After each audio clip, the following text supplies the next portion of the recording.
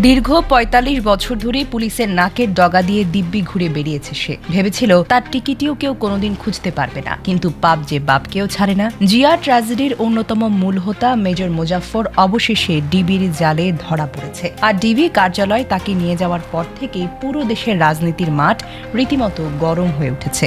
রাজনৈতিক বোদ্ধারা একেবারে বুক ফুলিয়ে দাবি করছেন, মোজাফফরের ওপর যে লেভেলের ডিম থেরাপি চলছে তাতে সে সব সত্যই কিন্তু উগরে দিতে বাধ্য। আর সে মুখ খুললেই বেরিয়ে আসবে ১৯৮১ সালে সেই ভয়ঙ্কর ১৩ দিনের মাস্টার প্ল্যান। শেখ হাসিনার দেশে ফেরার ঠিক ১৩ দিনের মাথায় কিভাবে এক নিখুঁত ছকে জিয়াকে দুনিয়া থেকে সরিয়ে দেওয়া হলো। প্রয়াত রাষ্ট্রপতি জিয়াউর রহমান হত্যায় জড়িত সেনাবাহিনী প্রধান জেনারেল ওয়াকারুজ্জামান তাকে সেনাবাহিনীর কাছে হস্তান্তর করা হয়েছে। এখন সেনাবাহিনীর প্রচলিত বিচার প্রক্রিয়ার মাধ্যমে তার বিরুদ্ধে পরবর্তী আইনগত পদক্ষেপ নেওয়া হবে। প্রয়াত রাষ্ট্রপতি জিয়াউর রহমান হত্যায় সরাসরি জড়িত সেনাপ্রধান জেনারেল ওয়াকারুজ্জামান জানিয়েছেন স্বরাষ্ট্রমন্ত্রী সালাউদ্দিন আহমদ। শহীদ সেনা সদস্যদের প্রতি শ্রদ্ধা নিবেদন শেষে সাংবাদিকদের তিনি বলেন, এই হত্যাকাণ্ডে যথাযথ বিচার হবে। অবসরপ্রাপ্ত মেজর মোজাফফর হোসেনকে ঘিরে সামনে এসেছে একের পর এক চাঞ্চল্যকর তথ্য। গ্রেপ্তার হয়ে এই মুহূর্তে সেনা হেফাজতে রিমান্ডে রয়েছেন জিয়াউর রহমানের ঘাতক অবসরপ্রাপ্ত মেজর মোজাফফর হোসেন। রিমান্ডের ডিম থেরাপি খেয়ে চাঞ্চল্যকর সব তথ্য ফাঁস করেছেন সে। জিজ্ঞাসাবাদে এই ঘাতক বর্ণনা করেছেন ইতিহাসের অন্যতম আলোচিত কিলিং মিশনের অন্ধপান্ত। দর্শক, কথায় আছে শত্রুকে বিশ্বাস করিও, বন্ধুকে বিশ্বাস করিও না। ঠিক এমনই অবস্থা হয়েছে শহীদ জিয়াউর রহমানের সাথে।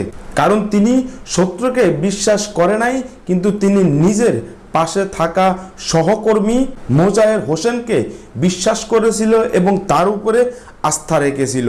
কিন্তু এই মোজায়ের হোসেন তার বিশ্বাস ভেঙে ঘাতকে পরিণতি হয়েছে এবং ষড়যন্ত্র মাস্টার প্ল্যানিং করে এই শহীদ জিয়াউর রহমানকে নৃশংসভাবে তিনি হত্যা করেছে। এবং এই শহীদ জিয়াউর রহমান শত্রুর থেকে বাঁচার জন্য এই মোজায়ের হোসেনের কাছে গিয়েছিল এবং তাকে বলেছিল, আমাকে শত্রুরা আক্রমণ করতেছে, আমাকে আশ্রয় দাও। কিন্তু এই মোজায়ের হোসেন তিনি বলেছিল, স্যার আপনি কোনো টেনশন করবেন না, কোনো চিন্তা করবেন না, আমি আপনার পুরোভাবে নিরাপত্তা দিব। কিন্তু সেই মোজায়ের হোসেন তিনি নিজেই ঘাতক হয়েছে এবং শহীদ জিয়াউর রহমানকে নৃশংসভাবে ষড়যন্ত্র এবং মাস্টার প্ল্যানিং করে হত্যা করেছে। এবং এই মোজায়ের হোসেন তিনি শহীদ জিয়াউর রহমানকে হত্যা করে দেশ থেকে পালিয়ে চলে গেছে এবং অনেক বছর দেশের বাইরে ছিল এবং দেশের বাইরের থেকে কিন্তু আবারও বাংলাদেশে এসেছিল এবং ছদ্মবেশে বাংলাদেশে ঘোরাফেরা করেছে এবং তাকে ৪৫ বছর পরে ইতিমধ্যে গ্রেপ্তার করেছে এবং তার সর্বোচ্চ শাস্তি হতে চলেছে। এবং ৪৫ বছর পরে তাকে গ্রেপ্তার করেছে এবং গ্রেপ্তার করার পরে রিমান্ডে দিবার পরে চাঞ্চল্য তথ্য বেরিয়ে এসেছে, যা আপনারা এই ভিডিওটা দেখলেই বুঝতে পারবেন। তো দর্শক, এই বিষয়ে ভিডিও শুরুতে শিরোনামের মাধ্যমে কিনসল সঙ্গে দেখেছেন, এখন দেখবেন পুরো ভিডিও জুড়ে বিস্তারিত। তার আগে সবাই কাছে একটা অনুরোধ করব, যারা আমার চ্যানেলে নতুন আসছেন অবশ্যই চ্যানেলটা সাবস্ক্রাইব করে দিবেন, পাশে থাকা বেল আইকনটি অল ক্লিয়ার করে বাজিয়ে দিবেন।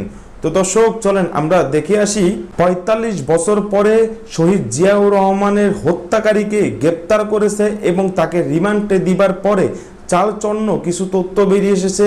সেটা আমরা দেখার আগে চলেন একটু দেখে আসি শহীদ জিয়াউর রহমানকে কিভাবে তিনি হত্যা করেছিল এবং ষড়যন্ত্র করেছে এবং তার সাথে কারা কারা জড়িত আছে সেটা আমরা দেখে পরবর্তী বিষয়টি দেখব। সবাই ধৈর্য ধরে একটি লাইক দিয়ে সম্পূর্ণ ভিডিওটা দেখতে থাকুন এবং আপনার মতামত অবশ্যই কমেন্ট বক্সে লিখতে থাকুন। দীর্ঘ ৪৫ বছর ধরে পুলিশের নাকের ডগা দিয়ে দিব্যি ঘুরে বেরিয়েছে সে। ভেবেছিল তার টিকিটিও কেউ কোনোদিন খুঁজতে পারবে না, কিন্তু পাপ যে বাপকেও ছাড়ে না। জিয়া ট্র্যাজেডির অন্যতম মূল হোতা মেজর মোজাফফর অবশেষে ডিবির জালে ধরা পড়েছে। আর ডিবি কার্যালয় তাকে নিয়ে যাওয়ার পর থেকে পুরো দেশের রাজনীতির মাঠ রীতিমতো গরম হয়ে উঠেছে। রাজনৈতিক বোদ্ধারা একেবারে বুক ফুলিয়ে দাবি করছেন, মোজাফফরের ওপর যে লেভেলের ডিম থেরাপি চলছে তাতে সে সব সত্যই কিন্তু উগরে দিতে বাধ্য। আর সে মুখ খুললেই বেরিয়ে আসবে 1981 সালে সেই ভয়ঙ্কর 13 দিনের মাস্টার প্ল্যান। শেখ হাসিনার দেশে ফেরার ঠিক 13 দিনের মাথায় কিভাবে এক নিখুঁত ছকে জিয়াকে দুনিয়া থেকে সরিয়ে দেওয়া হলো, আর সেই ছকের মাস্টারমাইন্ড হিসেবে শেখ হাসিনা কিভাবে পেছন থেকে কলকাঠি নাড়লেন, তার পুরো কাঁচা হিসেব এখন বের হয়ে আসবে। 2024 সালে ক্ষমতা হারিয়ে ভারতে পালানো হাসিনা হয়তো খুনাক্ষরেও ভাবেননি 45 বছর আগের পুরনো পাপ এভাবে তাকে আবারও নতুন করে তাড়া করবে। কারণ 2026 সালের 16 জুলাইয়ের পর পরিস্থিতি একেবারেই ভিন্ন। বর্তমান প্রধানমন্ত্রী তারেক রহমান এখন পুরোপুরি অ্যাকশন মোডে আছেন। বাবার সাথে হওয়া সেই চরম বেইমানি আর অন্যায়ের বদলা নিতে তিনি যে কতটা মরিয়া তা মোজাফফরের গ্রেফতারে কিন্তু স্পষ্ট হয়ে গেছে। তারেকের এই জিরো টলারেন্স নীতি দেখে অনেকেই ধারণা করছেন হাসিনাকে ভারত থেকে টেনে এনে চূড়ান্ত শাস্তির ব্যবস্থা করা হবে। মোজাফফরের মুখে থেকে ঠিক কি কি তথ্য বেরিয়ে আসার অপেক্ষায় আছে, আর হাসিনাকে ঘিরে তারেক সরকারের পরবর্তী টার্গেট বা কি হবে, এখন সবার মুখে মুখে। রাজনীতির মাঠে একটা কথা খুব প্রচলিত, অতি চালাকের গলায় দড়ি। শেখ হাসিনার ক্ষেত্রেও ঠিক এমনটাই ঘটতে যাচ্ছে বলে মনে করছেন অনেক বোদ্ধারা। ইতিহাসের পাতা উল্টারে দেখা যায় জিয়াউর রহমান এক চরম উদারতার পরিচয় দিয়ে ভারতে নির্বাসিত হাসিনাকে দেশে ফেরার সুযোগ করে দিয়েছেন। 1981 সালের 17 মে দীর্ঘ প্রবাস জীবন শেষে ভারতের মাটি থেকে বাংলাদেশে পা রাখেন। কিন্তু এই চরম উদারতার প্রতিদানে হাসিনা যে এমন একটা ভয়ঙ্কর গোপন চক্রান্তের জাল বুনবেন সেটা তখন দেশের সাধারণ মানুষ খুনাক্ষরেও কল্পনা করতে পারেনি। হাসিনা দেশে ফেরার ঠিক 13 দিনের মাথায় অর্থাৎ 30 মে ঘটে যায় সেই মর্মান্তিক ঘটনা। দেশ হারায় আধুনিক বাংলাদেশের কারিগর এবং তৎকালীন রাষ্ট্রপতি জিয়াউর রহমানকে। এই 13 দিনের ব্যবধান কোনোভাবেই নিছক কোনো কাকতালীয় বিষয় না।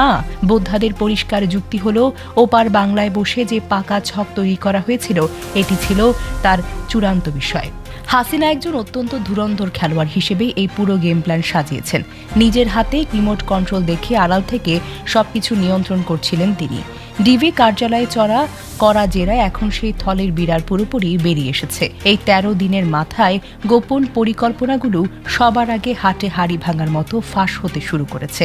এই ভয়ঙ্কর পরিকল্পনার অংশ হিসেবেই একটা মস্ত বড় পাতা ফাঁদ হয়েছিল বন্দরনগরী চট্টগ্রামে। চট্টগ্রামের সেই ফাঁদটা এমনভাবে পাতা হয়েছিল যে রাষ্ট্রপ্রধানও সে বিপদের আজ পর্যন্ত করতে পারেনি। রাষ্ট্রপ্রধানের সে ঐতিহাসিক চট্টগ্রাম সফরটি কিন্তু আগে থেকে ঠিক করা ছিল না। তৎকালীন জেলা প্রশাসকের দেওয়া সুনির্দিষ্ট তথ্য অনুযায়ী 1981 সালের মে মাসে সেই সফরটি ছিল একেবারে হুট করে নেওয়া একটি সিদ্ধান্ত। মাত্র 2 সপ্তাহ আগেই তিনি কক্সবাজারের একটি বিশাল সামরিক মহড়া পরিদর্শন করেন। কিন্তু হঠাৎ করেই চট্টগ্রামের বিএনপির ভেতরে তীব্র কোন্দল চরম আকার ধারণ করে। তৎকালীন উপপ্রধানমন্ত্রী জামাল উদ্দিন আহমেদ এবং ডেপুটি স্পিকার সুলতান আহমেদ চৌধুরীর সমর্থকদের মধ্যে সংঘাত এতটাই চরম পৌঁছে যে শহরের আইন শৃঙ্খলা পরিস্থিতি পুরোপুরি নিয়ন্ত্রণের বাইরে চলে যায়।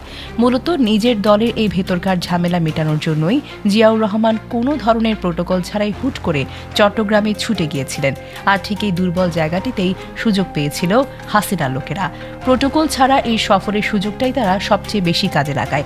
মোজাফফর ও তার গ্যাং কেবল মাঠে কাজ করছে ঠিকই, কিন্তু আসল ইশারা এসেছিল অনেক ওপর থেকে। বিশালে অপকর্ম বাস্তবায়নের জন্য যে মরণ ফাঁদ পাতা হয়েছিল তা এতটাই নিখুঁত ছিল যে কেউ কিছু বুঝে ওঠার আগেই সব শেষ হয়ে যায়। ফাঁদটা এমনভাবে পাতা হয়েছিল যেন মনে হয় এটা নিছকে একটি বিদ্রোহী দলের কাজ। কিন্তু পেছনের গডফাদার হিসেবে যে হাসিনা বসেছিলেন সেই সত্য এখন আর কারো অজানা নয়। সেই মরণ ফাঁদের চূড়ান্ত পরিণতি দেশের মানুষ দেখতে পায় 1981 সালের 30 মে। বন্দরনগরী চট্টগ্রামের বুকে তখনও ভোরের আলো ঠিকমতো ফোটেনি। সার্কিট হাউসের চারপাশ জুড়ে এক অদ্ভুত এবং ভুতুরে নিস্তব্ধতা বিরাজ করছিল। পুরো শহর যখন গভীর ঘুমে আচ্ছন্ন, ঠিক সেই মুহূর্তে এক ঝাঁক ভারী অস্ত্রের বিকট শব্দে কেঁপে দশক 45 বছর পরে মোজায়ের হোসেনকে যে গ্রেপ্তার করেছে সেটা কিন্তু আমরা পরিষ্কারভাবে বুঝে গিয়েছি এবং এই দেশের মানুষ বুঝে গিয়েছে। এবং শহীদ জিয়াউর রহমানকে যে হত্যা করেছে ষড়যন্ত্র এবং মাস্টার প্ল্যানিং করে, সেটা কিন্তু তিনি নিজেই স্বীকার করেছিল এবং তার সাথে কারা কারা জড়িত ছিল সেটাও কিন্তু তিনি স্বীকার করেছে। এবং তিনি কেন তাকে হত্যা করেছে এবং শহীদ জিয়াউর রহমানকে কেন তিনি হত্যা করলো, কি কারণে হত্যা করেছে সেটাও কিন্তু তিনি পরিষ্কারভাবে সবাইকে বুঝিয়ে দিয়েছে এবং তিনি কিন্তু বলেছে, স্বীকার করে স্বীকারোক্তিও দিয়েছে। এবং শহীদ জিয়াউর রহমান যখন ক্ষমতায় ছিল তখন কিন্তু এই দেশের মানুষের পাশে ছিল এবং এই দেশের সাধারণ মানুষের পাশে দাঁড়াইয়াছে এবং সেটা কিন্তু কিছু মানুষ সহ্য করতে পারে নাই। এবং শহীদ জিয়াউর রহমান যা এই বাংলার মাটির জন্য করেছে এবং এই বাংলার দেশের জন্য করেছে এবং এই দেশের সাধারণ মানুষের জন্য করেছে, সেটা কিন্তু পুরা ইতিহাস হয়ে আছে। এবং আমরা না দেখলেও আমাদের বাপদাদারা দেখেছে তিনি সাধারণ মানুষের জন্য কিভাবে কাজ করেছে এবং কিভাবে সাধারণ মানুষের জন্য উঠে পড়ে লেগেছিল এবং রাস্তায় নেমেছে। এবং শহীদ জিয়াউর রহমান চেয়েছিল এই দেশের মানুষ ভালো থাকুক, সুস্থ থাকুক এবং এই দেশকে স্বাধীন করার চেষ্টা করেছিল এবং তার ভালো কাজগুলোই কিন্তু তিনি নিজে করেছে এবং সেটাই কিন্তু তার সহ্য হতো না এবং সেটাই কিন্তু তাদের সহ্য হতো না। এবং বিরোধী দলের নেতাকর্মীরা এবং বিরোধী দলের কিছু মানুষ এবং বিরোধী দলের কিছু উঁচু ধরনের মানুষ এবং তার নিজের মানুষও ষড়যন্ত্র এবং মাস্টার প্ল্যানিং করে শহীদ জিয়াউর রহমানকে নৃশংসভাবে হত্যা করেছে এবং এই দুনিয়ার মাটি থেকে একেবারের জন্য সরিয়ে দিয়েছে। এবং এই শহীদ জিয়াউর রহমানকে যারাই হত্যা করুক না কেন তাদের শাস্তি এই বাংলার মাটিতেই হবে এবং একজনকে ধরে ফাঁসিতে ঝুলিয়ে মৃত্যুদণ্ড দেওয়া হবে। কিন্তু ইতিমধ্যে মোজায়ের হোসেনকে ইতিমধ্যে ৪৫ বছর পরে তাকে গ্রেপ্তার করেছেন এবং তিনি বাংলাদেশে ছিল এবং ছদ্মবেশে যখন ছিল কিছু কল রেকর্ড ফাঁস হওয়ার পরেই কিন্তু তাকে গ্রেপ্তার করতে পারছে এবং তার সর্বোচ্চ শাস্তি হতে চলেছে এবং তাকে রিমান্ডে দিবার পরে চালচন্নভাবে তিনি সব ফাঁস করে দিয়েছে। তো দর্শক, আজকে পর্যন্ত রইল। পরবর্তী ভিডিও নিয়ে আবারও আসবো আপনাদের সামনে। সবাই ভালো থাকবেন, সুস্থ থাকবেন। সবাইকে আল্লাহ হাফিজ।